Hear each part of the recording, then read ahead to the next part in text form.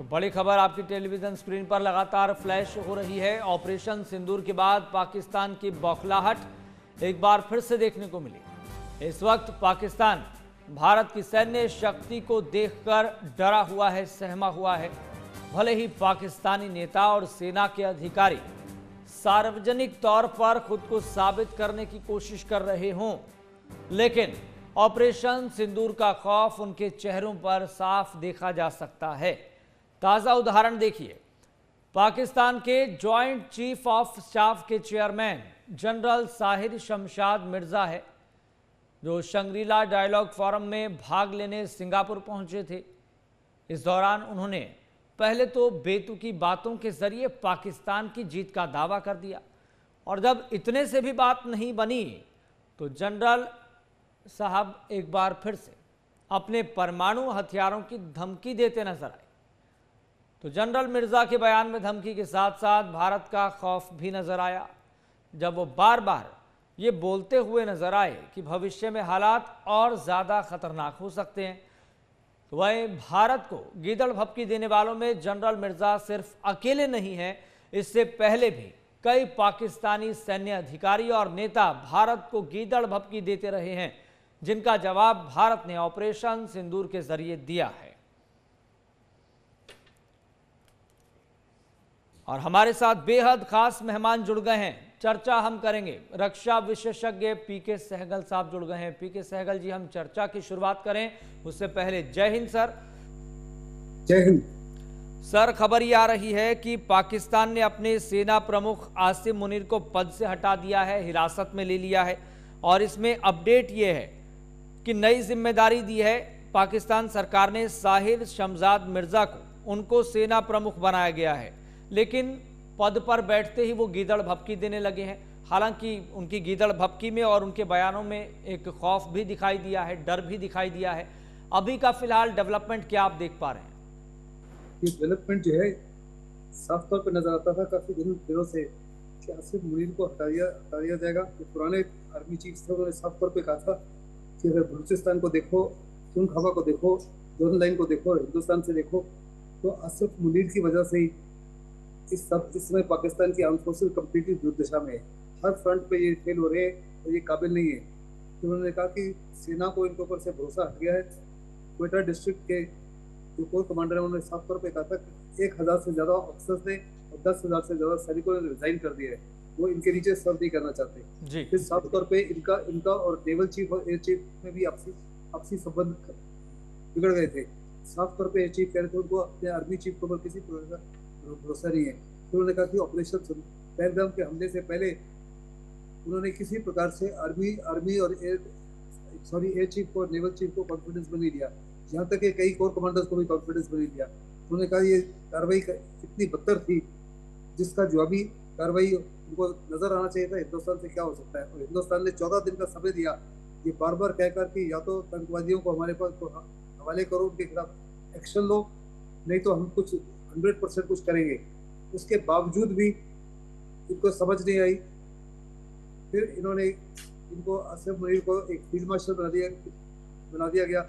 उससे बहुत बड़े पैमाने पर आर्मी में, एयरफोर्स में, नेवी में अप्रोच शुरू हो गया।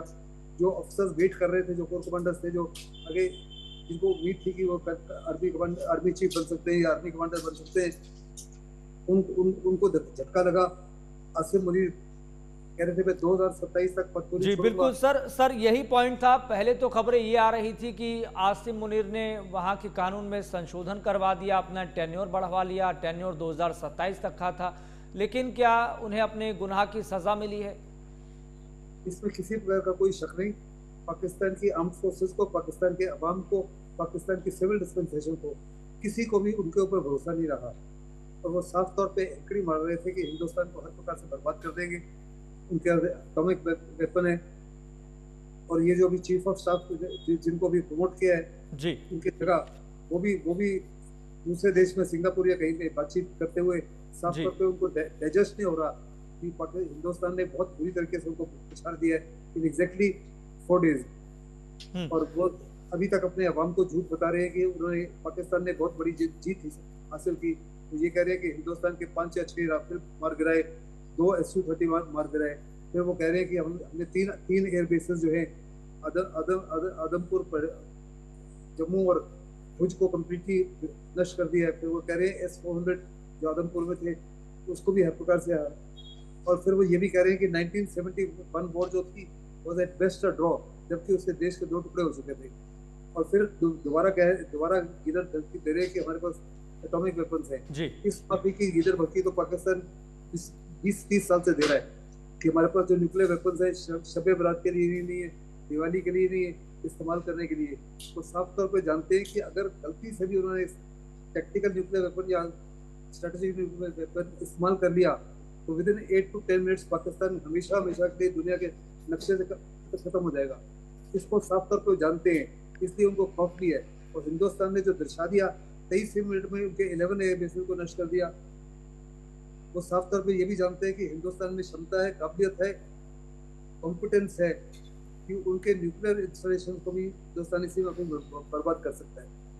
मुझे लगता है साफ तौर पे दुनिया भी जान गई है, आहिस्ते आहिस्ते उनके अवाम को भी पता लग जाएगा कितनी बड़ी हार हुई है उनके देश में। ये चीजें आजकल छुपाई नहीं जा सकती क्योंकि हिंदुस्तान सैटेलाइट्स का एविडेंस दे रहा है।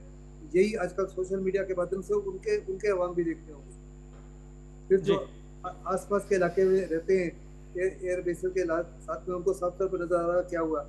फिर जो भावलपुर में या मुरीद के पास में रहते हैं, कोठी के पास में रहते हैं, मुजफ्फराबाद के पास रहते हैं, उनको सबको पता लगा कि हिंदुस्तान ने जो 9 गढ़ों को आतंकवादियों के गढ़ों को बर्बाद किया है, कितने बड़े पैमाने पर बर्बादी की है। 100 से 150 उनके टेररिस्ट को मार दिया गया है। फिर उनकी आर्मी जो है और ISI जो है वास्तव में कई हर 24 घंटे में हाफिज सईद, मसूद अजहर, सलाहुद्दीन की जगह जगह बंदी कर रहे हैं। तो ये चीजें अवाम से छुपी नहीं जाती। अवाम को साफ तौर पर नजर आ रहा है कि उनकी मुसीबत की जड़ जो है पाकिस्तान की आर्मी, पाकिस्तान की ISI जी और आसिफ मुनीर थे। और इसी को निगाह में रखते हुए जी।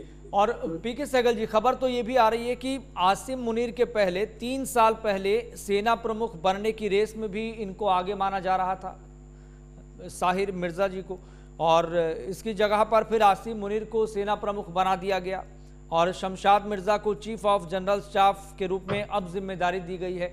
इनका मिजाज आप कैसा देखते हैं? हालांकि इनको डर तो सता रहा है कहीं भारत फिर से अटैक ना कर दे, लेकिन भारत ने तो अपनी भाषा में बोल दिया है पाकिस्तान को कि अगर कोई गलत कार्रवाई की, कुछ गलत हरकत की, तो फिर भारत इससे भी बड़ा ऑपरेशन चलाएगा। और ऑपरेशन सिंदूर अभी बंद नहीं हुआ है, वो चलता रहेगा।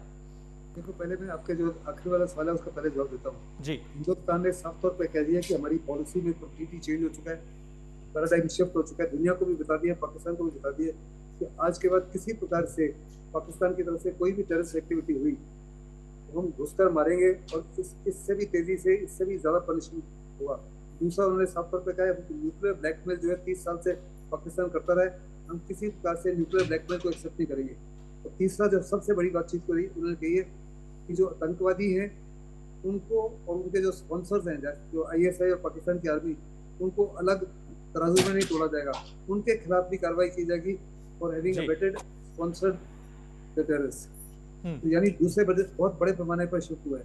जहाँ तक पहला सवाल था कि आसिफ मुनीर ISI के चीफ थे, अगर आपको याद होगा तो इमरान खान जब प्राइम मिनिस्टर थे, इमरान खान ने उसको हटा दिया था। और उसके बाद में जब शहबाज शरीफ आए पाकिस्तान की आर्मी की वजह से, तो उन्होंने ISI से जिनको हटाया था इनको बल्कि चीफ की प्रमोशन दे दी। और पाकिस्तान में अक्सर जो है किया जाता है, जो प्राइम मिनिस्टर है वो आउट ऑफ टर्न लोगों को प्रमोशन देते हैं। जियाउल हक को भी आउट ऑफ दिया था, मुशर्रफ को भी आउट ऑफ टर्न दिया था, बाजवा को भी आउट ऑफ टर्न दिया था, आसिफ मुनीर को भी, और सारे के सारे उनके लिए नुकसानदेह रहे। इस बारी भी आसिफ मुनीर उनके लिए नुकसानदेह रहे। वास्तव में जिसको बनना चाहिए था उसको तो बनाया नहीं गया और आसिफ मुनीर को बनाया गया। और हिस्ट्री ने रिपीट किया कि हर बारी जो है वो पाकिस्तान के लिए और सिविल सरकार के लिए भारी पड़ते हैं। लेकिन सर, आसिम मुनीर की कुर्सी कौन खा गया? कहा तो ये जाता है कि वहां पर सेना का ही डोमिनेंस है, सेना ही सब कुछ तय करती है। तो सेना प्रमुख तो आसिम मुनीर ही था इससे पहले, उसकी कुर्सी खा कौन गया? शहबाज शरीफ? नहीं, देखो, आसिम मुनीर को तो हटा दिया गया है, उसके बदले नए चीफ ऑफ आर्मी स्टाफ बना दिए गए। तो ये फील्ड मार्शल उनको घोषित कर दिया गया था। फील्ड मार्शल कभी रिटायर नहीं होते, सही ओवर फील्ड मार्शल रहेंगे। लेकिन क्योंकि उनको अरेस्ट कर दिया और जेल में शायद डाल दिया है और उनके खिलाफ कार्रवाई भी हो सकती है देशद्रोह की, और देश को बहुत बड़े पैमाने पर उन्होंने लेट डाउन किया है। जी जिस मात्रा देश को नुकसान, पाकिस्तान को नुकसान हुआ है, कम से कम 4 से 5 कंगाल पाकिस्तान को 4 से 5 साल लगेंगे उस लॉसेस को पूरा करने के लिए। इस 4-5 साल में हिंदुस्तान बहुत ही ज्यादा ताकतवर हो जाएगा। और साफ तौर पे जानते हैं जिस स्पीड पे हिंदुस्तान की मॉडर्नाइजेशन हो रही है, जिस स्पीड पे आत्मनिर्भर भारत और इंडियनाइजेशन हो रही है, जी उसको तो रोका नहीं जा सकता। और पाकिस्तान में किसी प्रकार की मॉडर्नाइजेशन की कोई भी मेरे मुताबिक उम्मीद नहीं है, क्योंकि उनको अपने जो लॉसेज हुए हैं उन्हीं को पूरा करने के लिए कई कई साल लग जाएंगे। अगर देखो तो पाकिस्तान की आर्मी कह रही है और उनकी सरकार कह रही है कि वो दोबारा भावलपुर में और मुरीद को दोबारा खड़ा करेंगे। तो यानी दूसरी तरह लफ्जों में उनका तालमेल जो है पूरी दुनिया देख रही है कि आतंकवादियों के साथ किस माफी का तालमेल है पाकिस्तान की सरकार का। फिर वो कह रहे हैं जिन जो आतंकी मारे गए हैं उनके परिवारों को नेक्स्ट ऑफ जिनको 1-1 करोड़ रुपया दिया जाएगा। अरे कंगाल पाकिस्तान है जहाँ पे भुखमरी इतनी जबरदस्ती है, हेल्थ केयर है नहीं, एजुकेशन है नहीं, इंफ्रास्ट्रक्चर है नहीं, वहाँ 1-1 करोड़ रुपए आप ये 150 तक जो दोगे तो बाकी अवाम का क्या होगा। फिर जिस माफिक हिंदुस्तान ने पाकिस्तान के पानी को रोकने की धमकी दी है और कहा है कि सतलुज जो ईस्टर्न रिवर्स है, जो हिंदुस्तान के 3 रिवर्स है, जिसका 80% पानी हम इस्तेमाल कर रहे थे, 20% पाकिस्तान में जाता था, अभी एक बूंद नहीं जाएगा। इससे पाकिस्तान के बाकी जो प्रोविंसेस हैं वो पाकिस्तान के पंजाब प्रोविंस के खिलाफ हो गए हैं। सिंध में अभी से ही बहुत बड़े पैमाने पर पानी की दिक्कत हो गई है। जी साउथ पंजाब और नॉर्थ पंजाब जो है उसमें आपसी में मतभेद हो गए। साउथ पंजाब वाले साफ तौर पे कह रहे हैं कि हमारी भाषा, हमारी ट्रेडिशंस, हमारी जो सारी कार्य करने की तरीके हैं वो नॉर्थ पंजाब से सब बिल्कुल अलग है।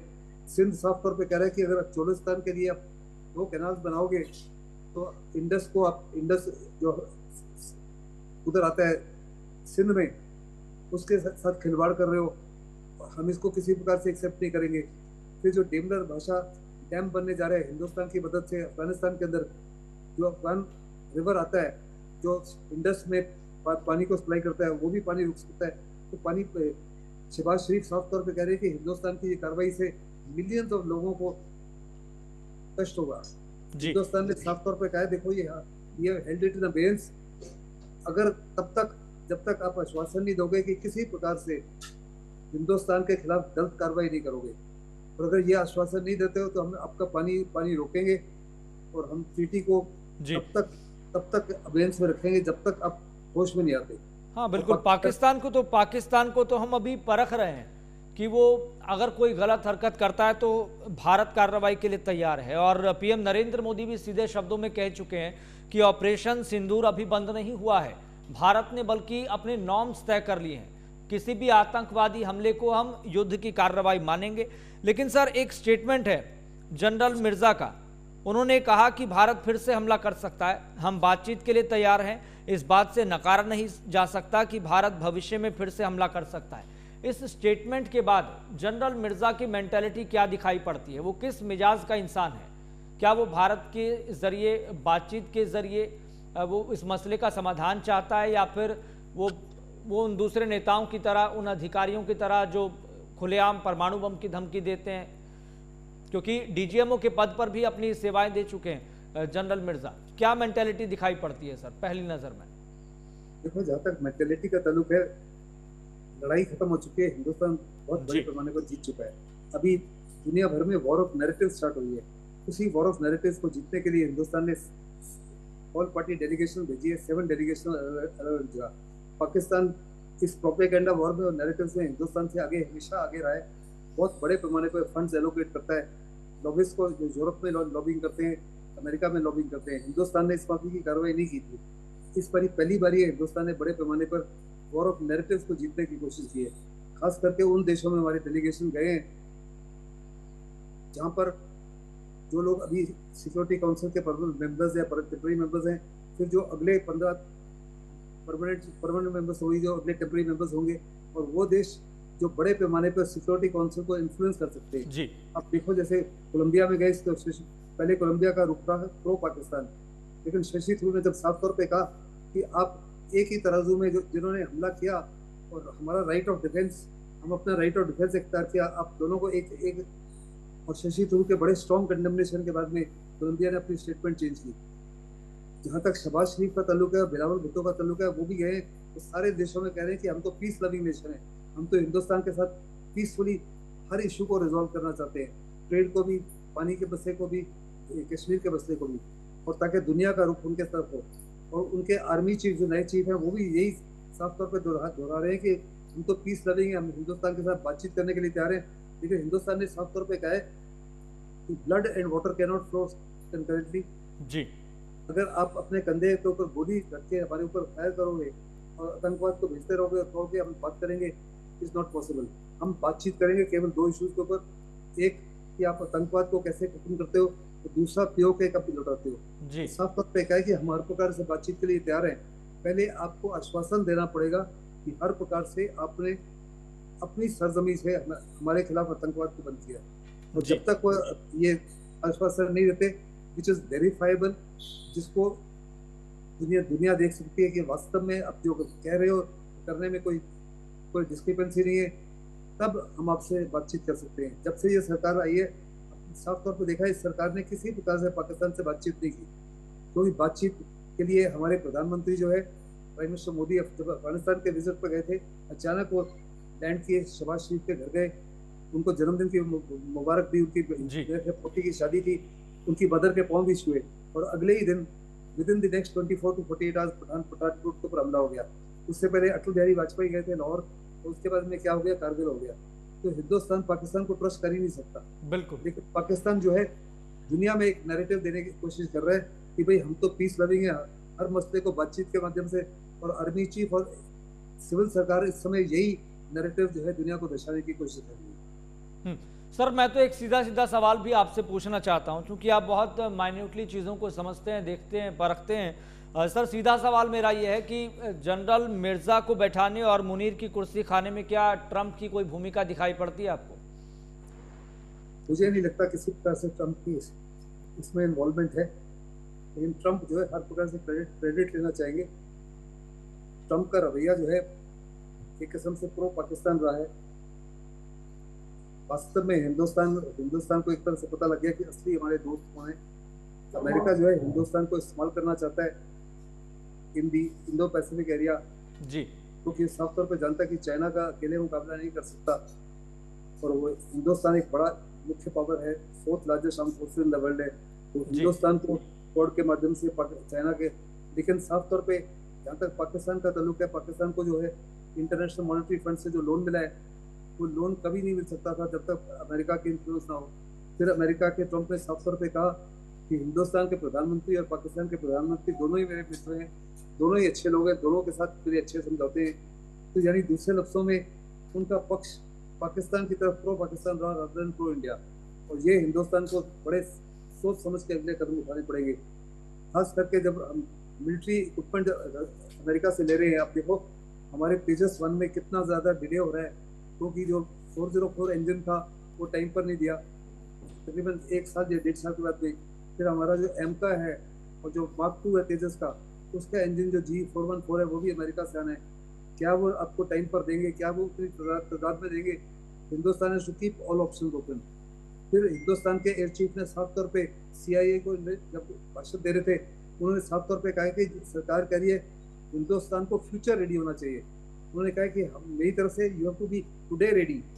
आज हमारे पास 10 स्क्वाड्रन की कमी है, 5 या 6 स्क्वाड्रन और हमने अगले कुछ सालों में रिटायर करने हैं। और आपका एमका जो है 5th जनरेशन का स्टेल्थ फाइटर है, आप खुद कह रहे हैं कि 2035 से पहले नहीं आएगा। तो 2025 और 2035 के बीच में अगर कुछ बड़ी कार्रवाई होती है तो वी कांट से कि हम भाई 2035 तक तैयार होंगे, अब तक कुछ नहीं कीजिए। तो he has insisted that we have to be present, we have to be today ready. ये बहुत साफ शब्दों में उन्होंने एक किस्म से सरकार को चेतावनी दी है। And I am very certain इसको नजरअंदाज नहीं किया जा सकता।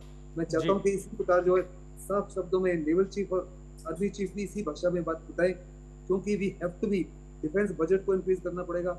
हमारी कुछ जो इम्पोर्टेंट आवश्यकताएं हैं हम 10 साल तक इंतजार नहीं कर सकते। DRDO और HAL की तरफ या प्राइवेट सेक्टर भी उतनी जल्दी आपको नहीं दे सकता सामान जिसकी आज आवश्यकता है। चाइना अगले साल कर सकता है आपके खिलाफ कार्रवाई, 2 साल का 3 साल। You can not wait for 5 to 10 years कि हम भाई मॉडर्नाइजेशन कर रहे हैं, चाइना को रुक जाओ, हमारे खिलाफ कोई कार्रवाई करना 10 साल के अंदर जब हम हर प्रकार से तैयार होंगे। वो तो आपके खिलाफ कार्रवाई करेगा जब उसको लगता है कि आप हर प्रकार से तैयार नहीं हो। इसी को निगाह में रखते हुए हमारे एयर चीफ ने बार बार क्लियर शब्दों में कहा है, we have to be present ready and not future ready. लेकिन सर, इस टेम्परेरी सीज फायर के बाद अभी आपको लग रहा है कि किसी तरह का कोई खतरा मंडरा रहा है? ये सवाल इसलिए क्योंकि गुजरात, पंजाब, राजस्थान, जम्मू कश्मीर, हरियाणा में एक दिन पहले ही मॉक ड्रिल की गई, ब्लैकआउट भी हुआ 15 से लेकर 30 मिनट के बीच में। लोगों के भीतर ये डर है, उनको लग रहा है कि एक बार फिर से कहीं युद्ध ना हो जाए। देखो, युद्ध की तो कोई संभावना नहीं है अनलेस एंड अनटिल पाकिस्तान कोई बड़ी साजिश ना करे। पाकिस्तान को साफ तौर पे कह दिया कि ऑपरेशन सिंदूर अभी जारी है, ये खत्म होगा जब हमको यकीन हो जाएगा कि आपकी तरफ से किसी प्रकार की कोई साजिश की गुंजाइश नहीं है। और पाकिस्तान को ट्रस्ट करना जो है एक किस्म से अपने आप को धोखा देना है। और बड़ा क्लियर मैसेज दुनिया को भेजा गया है, पाकिस्तान को भेजा गया है, अपने अवाम को भेजा गया है कि हम हर प्रकार से तैयार हैं। आर्म फोर्सेज तो तैयार है। सिविल डिफेंस में बड़ा इंपॉर्टेंट था कि एक तो लोगों को ताकि पहचान सके एयर रेड वार्निंग क्या होता है, ऑल क्लियर सिग्नल क्या होता है। सिविल डिफेंस वर्कर्स को अगर कोई बिल्डिंग के ऊपर हमला हो जाता है, बड़े पैमाने पर नुकसान होता है, तो लोगों को इवैक्यूएट कैसे करना है, फायर फाइटर्स ने फायर को कैसे बुझाना है, सिविल डिफेंस वर्कर्स का क्या रोल होगा, ब्लैकआउट क्यों किया जाता है, कैसे किया जाता है, कब तक किया जाता है, इससे फायदे क्या होंगे। बड़ा लाजमी है कि अपने बॉर्डर डिस्ट्रिक्ट्स में और कुछ और स्टेट्स में लोगों को ये समझाया जाए, बताया जाए। पहले जब हमने मॉक ड्रिल का बातचीत की थी 6 मई को, हमने कहा था मॉक ड्रिल करेंगे, वो एक किस्म से डिसेप्शन था। पाकिस्तान को साफ तौर पे लग रहा था अभी तो मॉक ड्रिल कर रहे हैं, हमला जो है अगले 2-3-4 दिन के बाद होगा। और उसी रात को हिंदुस्तान ने 9 हब्स के ऊपर हमला कर दिया। उस समय लोग तैयार नहीं थे। सर मुझे तो ये भी लग रहा है कहीं ऐसा ना हो एक दिन पहले भी पाकिस्तान इसी खौफ में ना रहा हो, कहीं मॉक ड्रिल के नाम पर फिर कहीं ऑपरेशन सिंदूर 2 चला दिया जाए भारत की तरफ से। देखो, पाकिस्तान साफ तौर पर जानता है कि हिंदुस्तान जो है इस माफी की कार्रवाई ना आज तक किए ना करेगा। हिंदुस्तान ने किसी देश के ऊपर आज तक कभी अटैक नहीं किया अपने पूरे इतिहास के अंदर, और ना ही हिंदुस्तान इस माफी की कार्रवाई करेगा अनलेस वो जब पाकिस्तान ने हमको लगा रहा है, चाहे वो 48 हो, चाहे 65 हो, चाहे 71 हो, चाहे 1990 हो, चाहे 2025 पहलगाम हो, हिंदुस्तान ने जो भी कार्रवाई जरूर की है और हमेशा ही जीत हासिल की है। ठीक है सर, बहुत बहुत शुक्रिया, बहुत बहुत शुक्रिया सर अपना कीमती समय देने के लिए, जुड़ने के लिए इस खास कार्यक्रम में। बहुत बहुत शुक्रिया सर।